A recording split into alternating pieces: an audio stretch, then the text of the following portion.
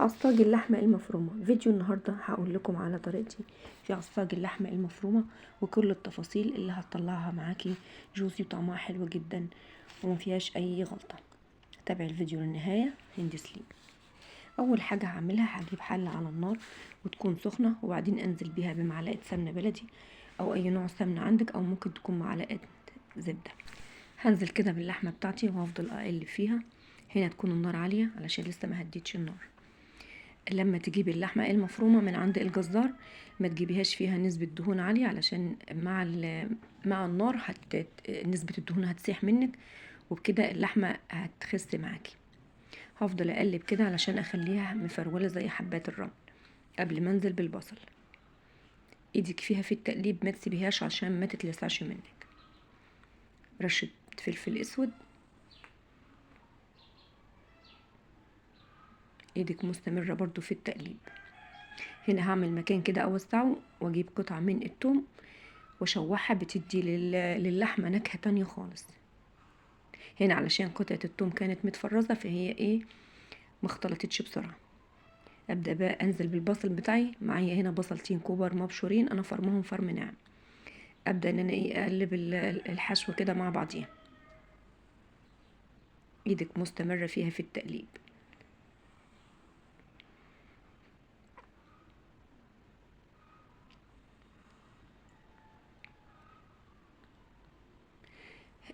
هنزل عليها بجزرتين كبار مبشورين. هنا علشان نكتر كمية اللحمة هنحط عليها شوية من الخضار، اولهم الجزر. هفضل اقلب فيها، وكل ده النار عالية لسه ما هديتهاش.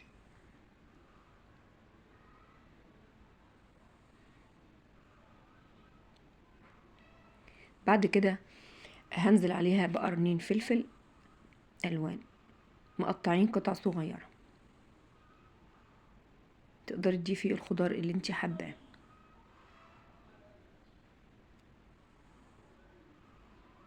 معايا طماطمتين كبار مفرومين، بشرتهم كده بالمبشرة ونزلت بيهم، وبعدين هضيف عليهم مكعب من الصلصة، يعني ما يعادل من معلقة الصلصة الكبيرة.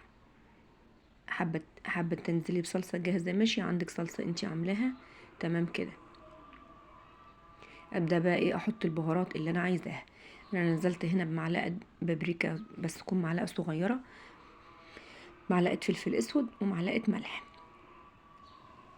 ضيفي بقى نص معلقة صغيرة من القرفة، رشة جوز الطيب، اي بهارات انتي حباها. عندك بهارات السبع مفيش اي مشكلة، بتدي نكهة وريحة وطعم جميل جدا للحمة المعصجة. بعد كده ههدي النار عليها قوي، وبعدين اغطيها بالحلة واسيبها على النار مع نفسها. هنا بقى الخضار هينزل ميته، وهتبتدي اللحمة انها تستوي فيه. كل شويه ببص عليها واشوفها واديها تقليبه علشان ما تتلسعش مني، وزي ما قلت لك على نار هاديه. بعد كده عريت الغطا من على اللحمه. هي كده استوت وبقت تمام، بقت زي ما انتم شايفين بالشكل ده. اخدت لون ذهبي كده مميز جميل جدا، ده غير الطعم والريحه. ومن نص كيلو لحمه عملنا كميه كبيره باضافه الخضار. وبكده هتكون عصاج اللحمه جاهز عندك. تحطيه على اي وصفه انت حباها، مكرونه بشاميل، بطاطس باللحمه المفرومه، او سمبوسه. وبكده نكون جهزنا عصاج اللحمه. نبدا بقى ان احنا نفرزه. انا هنا حطيته في علب تفريز او اي علب تلاجة عندك، ممكن كمان تحطيه في اكياس. انا كمان عملت كميه في اكياس علشان تبقى سهله الفك عندك لما تطلعيها تعملي منها اي وصفه. حطيتها بالشكل ده.